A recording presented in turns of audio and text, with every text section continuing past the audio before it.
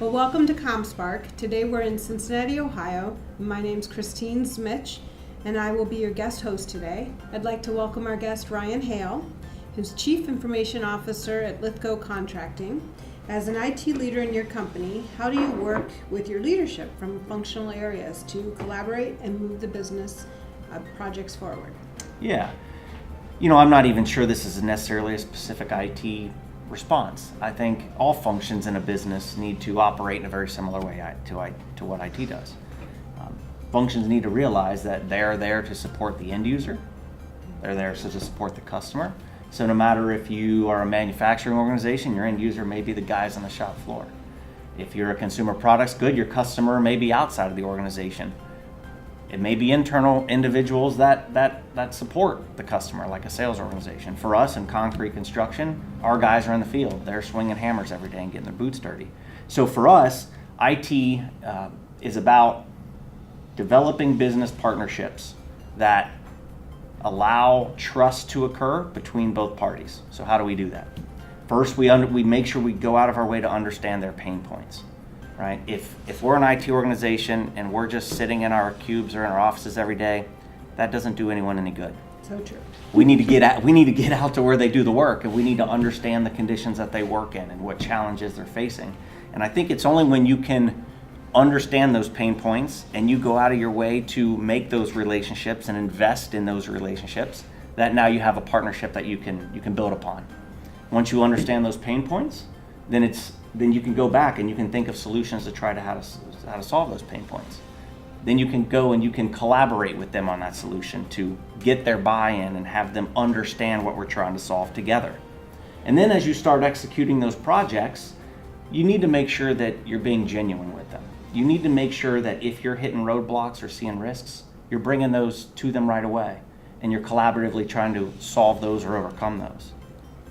And I think as you do that, as you execute projects, and you achieve success, and you do that over and over and over, you build trust. You become a business partner. I think when you don't do these things, IT in particular just runs the risk of being the order taker, where folks just throw you projects that you have no control over, timelines you have no control over, and then all you are is literally taking orders and trying to keep up with the pace of the business versus being out front and being a business partner. And plus you really ensure user adoption. I mean, you've got their buy-in, you're listening to them, and then they're part of the solution. And so your whole change management is kind of incorporated, and you don't worry about investing and then not being able to leverage the investment by people not adopting the technology. Well, that's exactly right. If we IT sit in a corner of an office somewhere and come up with this great solution, but it doesn't solve anyone's problems, then either one, you're just wasting time and effort and getting no return on investment, or two, you're trying to go out and sell this solution to individuals that don't have a pain point that the solution's meeting. So now you really have a real change management issue on your hand. Are you able to give me any examples of one of the biggest pain points that you guys were able to solve? Yeah, I can give you an example that that we've solved here in the past few years. I can also give you an example of a couple that we're wrestling with now. Sure. So for us, a couple years ago, we were purchased by a private equity firm. And when that happened, we needed to stand up an entire new shared service organization. So everything from accounting to AP to AR payroll to IT. And as we did that, it was an opportunity to take a large business that had done very well for itself over the course of 23, 24 years, but it was run on a series of spreadsheets, and we'd outgrown that series of spreadsheets.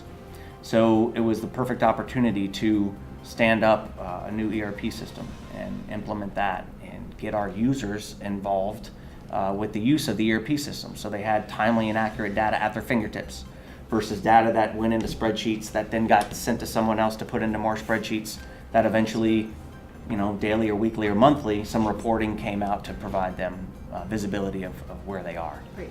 Instead, now they could, with a proper ERP system, they can just go and get the data themselves whenever they want to, because the data is timely, it's accurate, it's real time. So what we did is, again, we IT didn't sit in a corner and implement the ERP system. We went out to our 16 or 17 business units and certainly talked a lot about why we needed to make this change and how we wanted to go about this change. But more importantly, we let them know we're going to need your SMEs, your subject matter experts, we're going to need them to be part of this. And we brought them in early and often in process mapping, in configuration of the system, in testing of the system, in cleanup of the data. We used a train the trainer approach. So we brought the trainers in, we trained them up, and then we sent them out. And we sent our experts out with them when they went back to their business unit. So along with that, we had monthly, and as we got closer, every other week, we had some kind of teleconference or video teleconference. So guys could get glimpses of the system and understand how it was going to improve their life. It actually got to the point probably that as we reached go live, they were like, okay, Ryan, I've heard enough. Just give us the system already. We're ready to use it, right? Yeah, right. But that's how I knew we'd done a decent job of That's preparing the great. organization for it. So That was a great example. yeah, and then so we let that settle for about a year. Let that change settle in for about a year. And now we're ready to bite off our next round of change. Okay. So, we've got, at any given day, we've got 22 to 2,500 individuals out building jobs, getting their boots dirty, swinging hammers, It's a working in large dangerous organization. environments, right? Yeah. Scattered across 18 different business locations. Okay. And some of our legacy processes that were very manual, that required spreadsheets, are still in place. Okay. So I knew there was an opportunity there to help improve some efficiency, especially in a market where we can't find enough skilled labor to help us. So You're not alone. yeah, right. So it's a big issue in the construction industry, and so we knew we need to really start looking at how we can improve efficiency and effectiveness of some of those manual processes. So my team and I traveled to a number of business units, and we spent days out on job sites, walking job sites, standing next to the guys doing the work, and we asked a whole lot of questions around where their pain points were. Okay. And we got a list of them. We went back, we prioritized them, we worked with other business leaders to prioritize those and to really nail down what the 2 or 3, 4 key things are that we should be working on in 2019. And that's what we're doing now. We're organizing those efforts and piloting many of those efforts and getting ready to launch some other pilots as well. But again, it's all the same thing. It's not IT sitting in a room saying, hey, this is really cool technology, let's go apply it. It's, what are the guys dealing with? Well, they're dealing with manual processes for how we collect time every day. Well, how can we make that easier?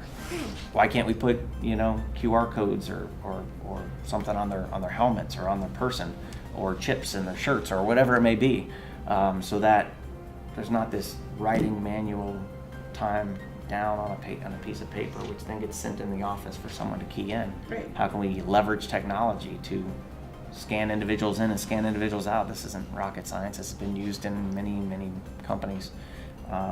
It just happens to be it's the right time for us now to start using it. And every hour we save of manual hand crunching data into Excel is an hour we give back to the guys in the field to build buildings or to plan the next phase of the work on that building. So I love it. You're using technology to automate, to take away their pain points. I love how you're piloting programs as opposed to just jumping all in, and involving the field. So, I mean, to me, that has all the keys to success for the project. Thanks so much for your time today. I'd like to thank Ryan Hale, our guest today, for joining us and for listening to the interview. And to learn more, go to ComSpark.tech.